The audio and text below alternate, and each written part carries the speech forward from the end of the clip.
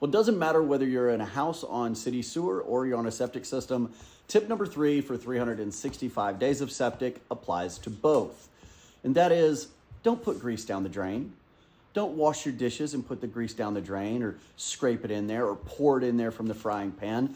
It's going to screw everything up, all right?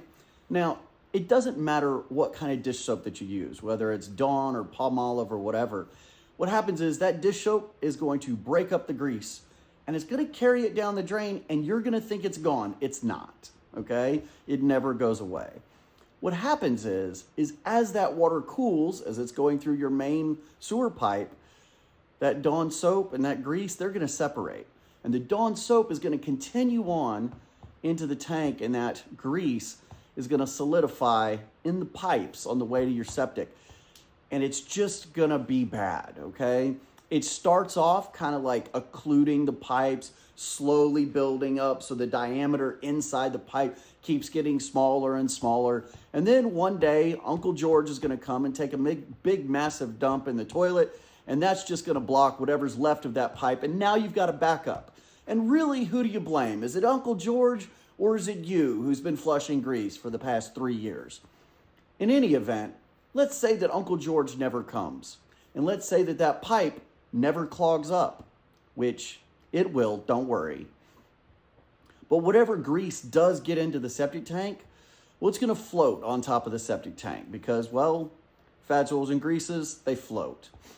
And it's slowly, very slowly, going to create a layer on the top of the septic tank that does not allow air to transfer into the water.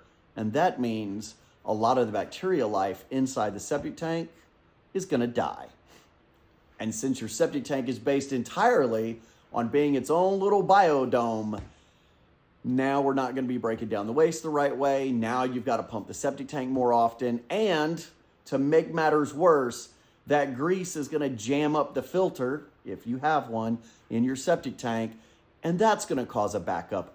But even if you don't have a filter, little bits of that grease will eventually get into the drain field, and then you're going to be buying a new drain field. Now, you may be asking yourself, what in the world do you do with the grease? And I personally have an activity that I love. This is what I do. I take one of those Mason's jars. It has a lid on it about that big. And I pour all the grease into that and I keep that in the freezer. All right. Now, when that starts to fill up, which is about once a month in my household, I take that jar, I set it on the back porch, and I turn my camera on so that my Google Nest camera is going to record everything. And sooner or later, the local trash panda, the local raccoon, instead of tearing up my trash on the front porch, he wanders around and he finds that grease because it smells oh so delicious. And he sticks his head in there and he eats all of that grease, every single bit of it.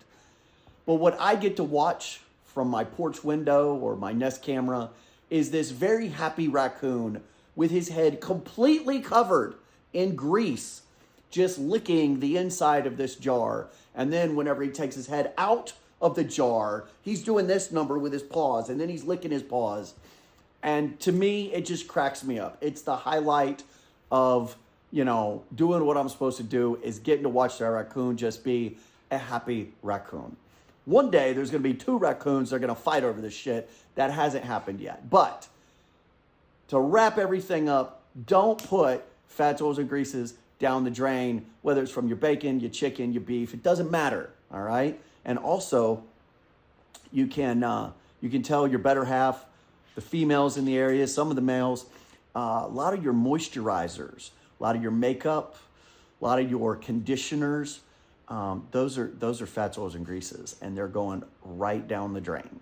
We just got done doing I think $14,000 repair on a system, and we tracked the problem back to hair care products of the homeowner's daughter. I wouldn't have wanted to be in that conversation. Y'all have a wonderful day. We'll see you next time.